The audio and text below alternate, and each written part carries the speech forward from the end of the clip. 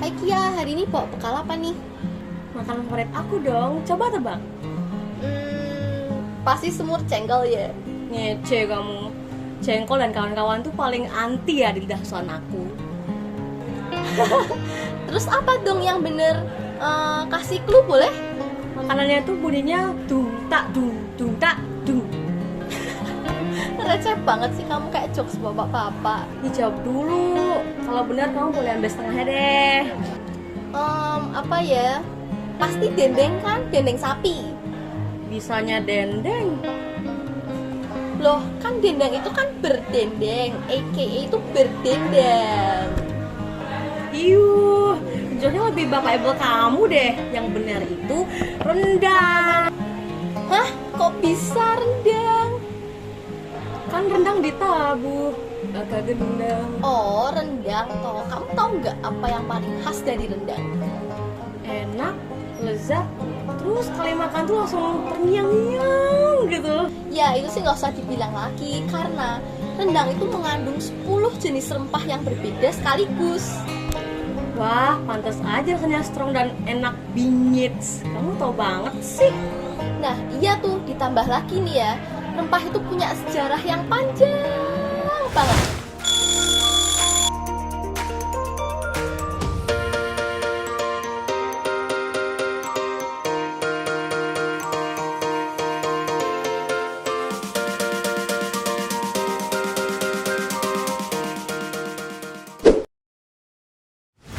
Assalamualaikum Sobat Pembelajar, berjumpa lagi dengan saya Pak Eko dalam pelajaran sejarah.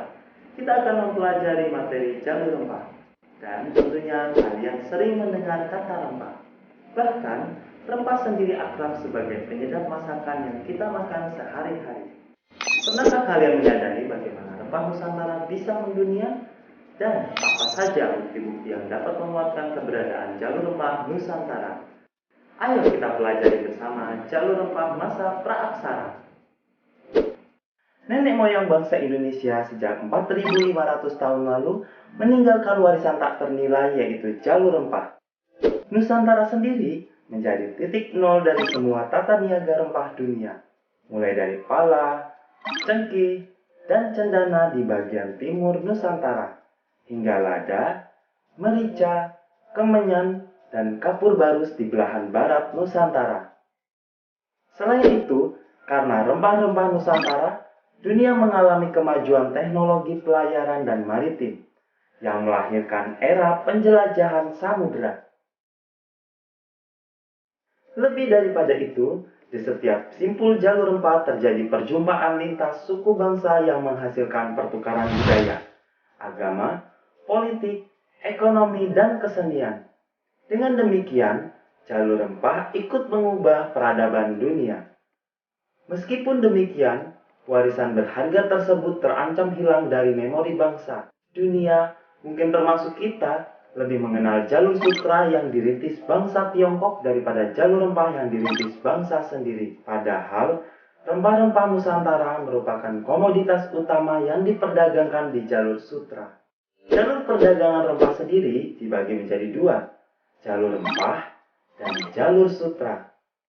Jalur rempah atau spice route adalah jaringan niaga rempah-rempah yang menghubungkan antara belahan barat dan belahan timur dunia, yang dimulai dari wilayah timur Nusantara, melintasi ujung barat Sumatera, India, Sri Lanka, Mesir, Afrika Timur, Afrika Selatan, Madagaskar, kemudian daratan Timur Tengah atau Asia Barat, Mediterania, hingga Eropa.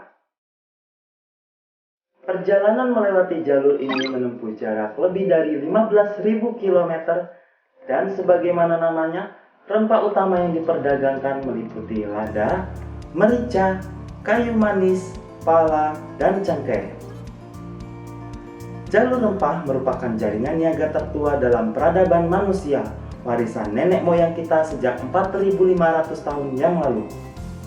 Jalur ini dibangun jauh sebelum dinasti Han Tiongkok merintis jalur sutra di abad ketiga sebelum Masehi, melalui daratan di Asia Tengah hingga Eropa. Pada masa praaksara, wilayah yang dilintasi jalur rempah membentang sampai Sri Lanka, India, Afrika, dan Madagaskar.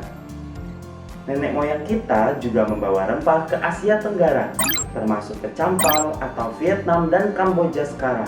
Hal ini terbukti dari penemuan benda-benda logam dari Dong Son, Vietnam, di wilayah Nusa Tenggara Timur, Maluku, dan Papua. Nenek moyang bangsa Indonesia itu adalah ras Australomelanesoid yang datang ke Nusantara tahun 2500 sebelum Masehi, atau berkisar 4500 tahun yang lalu. Diperkirakan mereka datang dari Asia bagian tenggara setelah sebelumnya bermigrasi dari Laut Tengah dan menetap di India. Migrasi ke tempat yang jauh melintasi lautan tidak terlepas dari revolusi baru dalam sejarah peradaban, yaitu penemuan perahu layar dan kemampuan memahami arah angin dan ilmu perbintangan atau astronomi. Bukti-bukti keberadaan jalur rempah dibagi menjadi dua. Yang pertama, bukti arkeologis, dan yang kedua, bukti tertulis. Kita bahas dulu mengenai bukti arkeologis. Kemampuan berlayar nenek moyang Indonesia sejak 4.500 sampai 5.000 tahun yang lalu ditunjukkan melalui gambar perahu layar dan manusia dengan senjata terselip di pinggang di situs Liang Kacamata di wilayah Kalimantan Selatan. Ada pula lukisan perahu serta lukisan penari dan gendang logam di batu situs Here Sorot Entapa di Kisar, Maluku. Di situs tersebut juga ditemukan gendang Dongson dari Vietnam Utara dan Tiongkok Barat Daya era kurang lebih 2500 tahun yang lalu. Sementara di galeri Mesir terdapat lukisan yang menggambarkan ekspedisi kapal besar yang diprakarsai oleh Ratu Hatshepsut berkuasa di kisaran 1503 sampai 1482 sebelum Masehi. Di bawah lukisannya tertera huruf hieroglif yang menjelaskan kapal itu membawa pulang berbagai jenis tanaman dan bahan wewangian untuk pemujaan. Diterka, sebuah situs kuno di Mesopotamia atau sekarang bernama Suria, ditemukan jambangan berisi cengkih di gudang dapur rumah sederhana tahun 1721 sebelum Masehi. Selain itu, di dalam lubang hidung Ramses II di tahun 1224 sebelum Masehi ditemukan lada hitam sebagai bahan pengawetan mumi. Rempah-rempah tersebut diyakini dibawa oleh para pelaut-pelaut Nusantara.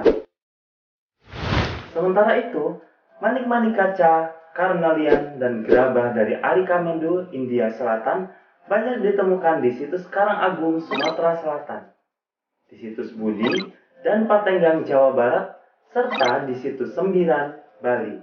Kemungkinan besar benda-benda tersebut ditukar dengan rempah-rempah. Kita beralih ke bukti tertulis.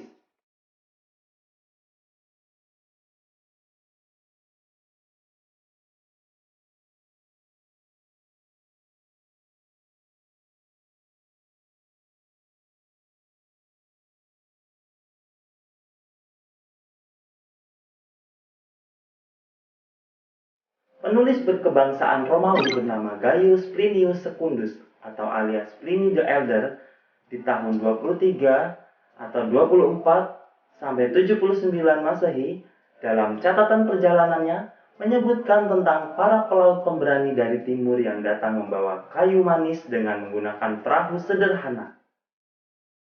Perahu ini sedemikian sederhana sehingga Plinius mengatakan mereka bukan digerakkan oleh layar, melainkan oleh semangat dan keberanian.